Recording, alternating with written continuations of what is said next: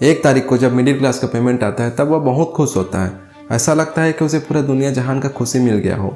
लेकिन जब धीरे से 15 तारीख आता है तो उसका पूरा पैसा ख़त्म हो चुका रहता है और उसका बजट पूरा टाइट रहता है। तो आइए आज के वीडियो हम जानेंगे कि एक मिडिल क्लास आदमी का बजट हमेशा टाइट क्यों रहता है। जैसे महीना ख़त्म होता है तब एक कॉमन सेंटेंस सुनाई देता है, इस महीने बजट थोड़ा टाइट है।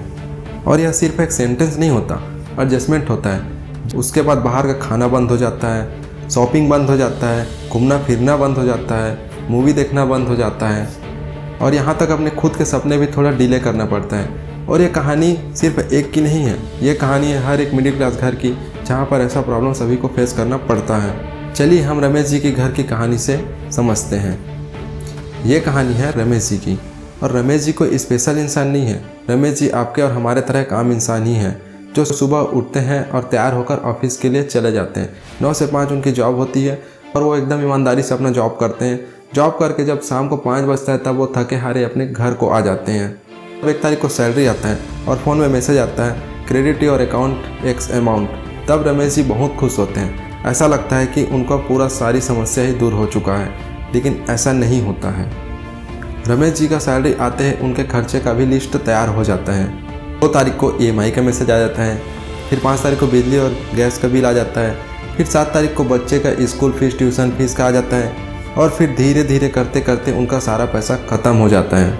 उसके बाद उसके वॉलेट में 1 रुपया भी नहीं बचता है और अभी भी उसे 15 दिन और गुजारना है। तब रमेश जी बोलते हैं, इस महीने बजट थोड़ा टाइट है। और ये रमेश जी ही नहीं बोलते हैं, सारे मिडिल क्लास का यही रोना होता है कि इस महीने बजट थोड़ा टाइट है, अगले महीने देख लेंगे। पर नेक्स्ट मंथ भी वैसा ही होता है। आइए जानते हैं पैसा कहाँ चला जाता है। पहला, सैलरी का कोई डायरेक्शन नहीं होता है। पैसा आता तो है लेकिन सेविंग नहीं होता। हम सोचते हैं कि बाद में सेव कर लेंगे और हमारे पास लास्ट के आते आते 1 रुपया भी सेव नहीं हो पाता। इसकी वजह से हमारे पास सेविंग 1 रुपया भी नहीं कर पाते। दूसरा, छोटे खर्चे बड़े हो जाते हैं, जैसे कि रोज़ के चाय, ऑटो, बस, पेट्रोल, जिसमें हम छोटा छोटा खर्चा होता है जो हमें पता भी नहीं चलता। जैसे ऑनलाइन ऑफ़र निकल गया, वो हम खर्चा कर लेते हैं, ऑनलाइन रिचार्ज हो गया और छोटे छोटे इसी तरह खर्चे हमें पता ही नहीं चलते हैं कि कब हमने कहाँ पर कितने रुपए वेस्ट कर दिए हैं। तीसरा, EMI का प्रेशर। EMI लेने पर तो अच्छा लगता है, शुरू शुरू जब हमें EMI मिलता है तब ऐसा लगता है कि हमारे पास पैसा आ रहा है और हमें बहुत अच्छा लगता है, लेकिन यह हमारा बाद में फ्रीडम गायब ही कर देता है। चौथा, इमरजेंसी फंड की कमी। कभी भी इमरजेंसी बता के नहीं आता है, कब हमें किस चीज़ की ज़रूरत पड़ जाए, कब कौन बीमार पड़ जाए, यह हम नहीं जानते हैं और इस चीज़ की हमारे पास बहुत ज़्यादा कमी होता है। और इमरजेंसी फंड ना होने के कारण हमें लोन का सहारा लेना पड़ता है, जिसके वजह से लास्ट में हमें सारा पैसा EMI के द्वारा भर देना होता है। ये तो हो गया हमारा प्रॉब्लम्स के बारे में, ये तो हो गया हमारे पैसे जाते कहाँ हैं।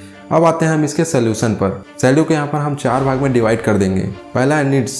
इसके लिए हम 50% रखेंगे, जैसे कि हमारे जो घर का सामान है, जैसे राशन, स्कूल का फीस, जो हमारे निजी सामान है जिसके बिना हमारा महीना नहीं चल सकता, जैसे कि रोटी, कपड़ा, मकान, ये हमारे एकदम ज़रूरी के सामान है। इसके लिए हमें 50% रख देते हैं, जैसे बच्चों का फीस हो गया और इसी तरह के खर्चे जो हमारे घर से जुड़े हैं। इसके लिए हम 50% अपने सैलरी से निकाल देते हैं। और दूसरे नंबर पर आता है सेविंग्स। सेविंग के लिए हम 10% रखते हैं और यह सबसे पहले करना है हमें। 50% निकालने से पहले हमें 10% अपने अकाउंट में या कहीं पर भी 10% सेव करके रख देना है, भले वो 10% का अमाउंट 500 रुपये ही क्यों ना हो, पहले आपको उस पैसे को सेविंग करके ही रखना है। तीसरे नंबर पर आता है लाइफ और इन्जॉयमेंट के लिए। लाइफ और इन्जॉयमेंट के लिए भी हमें 10% रख देते हैं, क्योंकि माइंड कभी कभी ख़राब रहता है तो घूमना फिरना भी ज़रूरी होता है। इसके लिए हम 10% निकाल देते हैं ताकि हम इधर उधर घूम लें, मूवी देख लें या कहीं बाहर खाने चले जाएँ। और चौथा है EMI। इसके लिए हम 20% रख देते हैं, अगर आपके पास EMI है तो। अगर EMI नहीं है तो आप इसे हटा सकते हैं। अगर EMI है तो आप इसके लिए 20% निकाल दीजिए, जो कि हर महीने आपके बजट में से 20% EMI के लिए जाता रहेगा और आपको पता भी नहीं चलेगा। और यहाँ पर मैं आपको बोनस टिप देना चाहूँगा, अगर आपके पास EMI नहीं है तो आप इसे SIP में इन्वेस्ट कर सकते हैं, म्यूचुअल फंड में इन्वेस्ट कर सकते हो या आप शेयर भी खरीद सकते हो। लेकिन EMI का अगर पैसे के लिए 20% निकाले हो तो इसको इधर उधर मत करना।